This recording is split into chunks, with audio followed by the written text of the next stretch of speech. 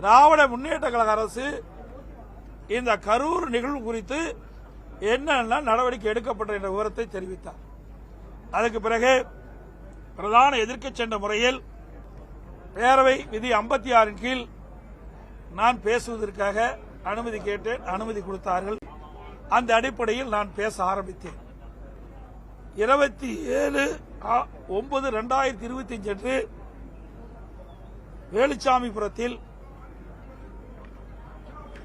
தமிழக வெற்றிக் கழகத்தின் தலைவர் அவர்கள் மக்கள் சந்திப்பு கூட்டம் பேசிக் கொண்டிருந்த பொழுது ஒரு 10 நிமிடத்திற்கு பேசிக் கொண்டிருந்திருப்பார். அந்த சமயத்தில் ஒரு செருப்பு வந்து விழுகின்றது. இதெல்லாம் நான் சட்டமன்றத்தில் பேசினா அதை நீக்கி விடுவாங்க. அதனால இங்க மக்களுக்கு தெரிவிப்பதற்காக ஊடகத்தின் வழியாக தெரிவிக்கிறேன். நாங்கள் ஊடகத்தில் வந்த செய்தி தான் தெரிவிக்கிறேன். 10 நிமிஷம் தான் அதில் பேசிட்டு இருந்தார். அந்த கூட்டத்தில் உடனே ஒரு செருப்பு வந்து விழுகுது. அதை பற்றி இந்த அரசு அவருடைய கருத்து எதுவுமே சொல்லல.